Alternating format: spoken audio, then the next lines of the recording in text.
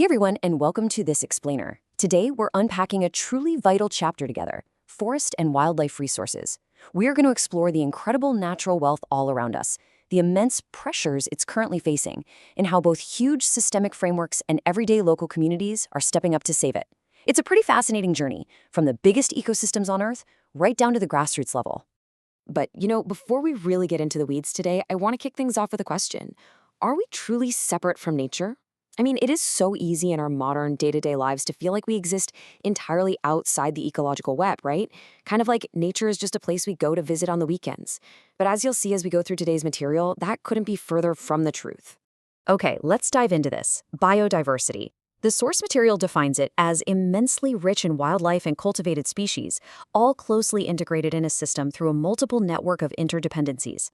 Basically, think of it like a giant invisible tapestry woven from countless threads.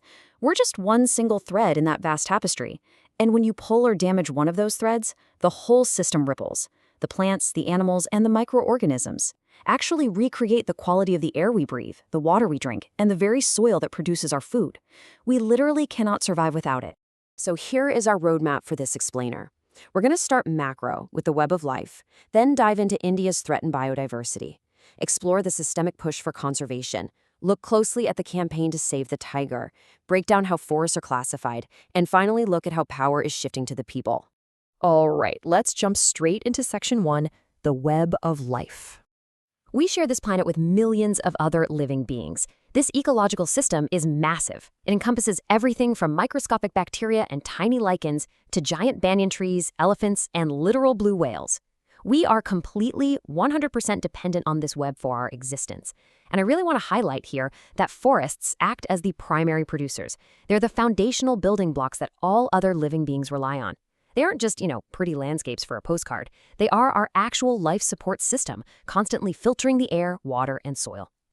Which brings us right to Section 2, India's biodiversity under threat. India is home to some absolutely incredible creatures. Think of the iconic one-horned rhino, or the vast, beautiful herds of deer roaming freely in Kaziranga National Park. Actually, India is one of the world's richest countries when it comes to biological diversity. Get this, there might be 2 or 3 times the current number of species that haven't even been discovered yet. This diverse flora and fauna is so deeply integrated into everyday Indian life that honestly, it's often taken for granted. But this immense biodiversity is under massive stress right now, primarily due to human environmental insensitivity. Because of this rapid decline, something had to be done. Let's look at Section 3, the push for conservation. The rapid loss of these resources made conservation absolutely essential. We had to preserve not just the animals, but our own life support systems. Back in the 1960s and 70s, conservationists really started ringing the alarm bells, demanding a national wildlife protection program. And the government responded. It was a very top-down approach. In 1972, the Indian Wildlife Protection Act was implemented. This banned hunting, gave strict legal protection to habitats, and heavily restricted wildlife trade. And then, shortly after, in 1973, we saw the launch of the now massively famous Project Tiger. Now, what's really interesting about this is that conservation projects eventually evolved to focus on broader biodiversity, rather than just the megafauna, the big, famous mammals. In the 1980s, and specifically 1986, notifications under the Wildlife Act actually added several hundred butterflies, moths, beetles, and even a single dragonfly to the list of protected species. No way, right? It wasn't until 1991 that plants were finally added to the list as well, starting with 6 species. It really shows this growing understanding that every single thread in the web matters, no matter how small it is. Still, one of the most visible efforts of this era was directed at a very large animal. Let's move to Section 4, saving the tiger.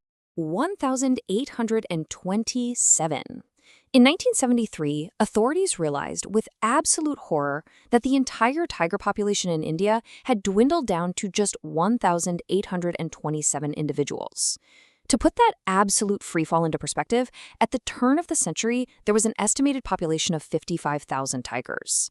This drastic, sudden collapse meant the tiger was literally on the verge of extinction, creating an absolute, undeniable urgency to act immediately.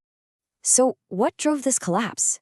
Well, the major threats were numerous, but basically, massive poaching for illegal trade, the use of tiger bones in traditional medicines across various Asian countries, shrinking natural habitats, and the depletion of the prey they feed on. Plus, growing human populations were constantly encroaching on their territory. Since India and Nepal provide habitat for about two-thirds of the world's surviving tigers, they essentially became the prime targets for illegal trading. That's exactly what made Project Tiger a campaign of true global importance. So, we know the animals need protecting, but how do we manage the land itself? Section 5, Classifying our forests.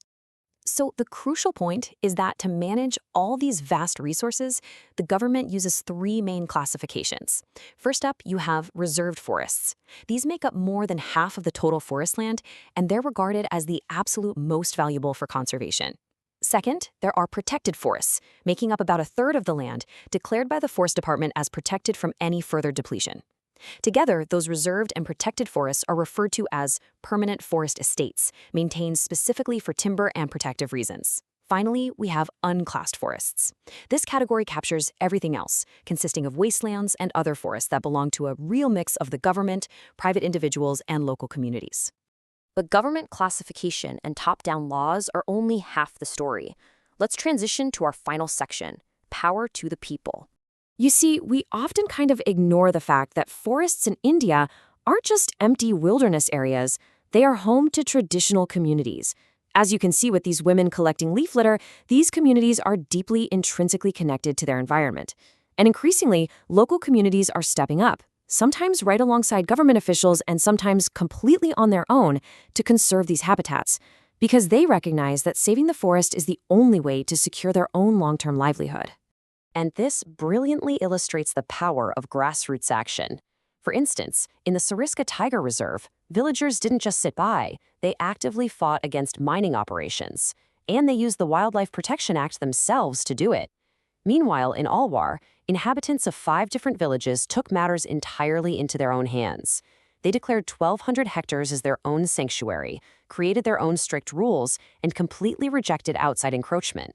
And of course, you can't talk about grassroots action without mentioning the famous Chipko movement in the Himalayas, which successfully resisted deforestation and actively promoted community afforestation using native species. Similarly, groups like the Bij Bachao Andolan in TERI are proving, right now, that we can have diversified, profitable crop production without relying on synthetic chemicals at all. It's truly, truly inspiring bottom-up conservation. I want to pause and reflect on a beautiful quote from a traditional Lepcha folk song. Nark, my lord, let me gather your music from the springs, the rivers, the mountains, the forests, the insects, and the animals. I love this because it beautifully grounds the whole conservation effort in deep cultural roots. Indigenous respect for nature isn't some brand new modern trend. It is foundational to India's ecology and its history. It's a wonderful reminder that living in harmony with the environment is a long-standing tradition. So as we wrap up this explainer on our totally crucial forest and wildlife resources, I want to leave you with a bit of a provocative thought. What are the stories in your own region that celebrate the harmonious relationship between humans and nature? Take a look around your local area. Try to find your own personal connection to this vast, complex web of life. Because once you actually see how tightly all these threads are woven together, you realize that protecting nature is really just protecting ourselves. Thanks so much for joining me today, and keep exploring.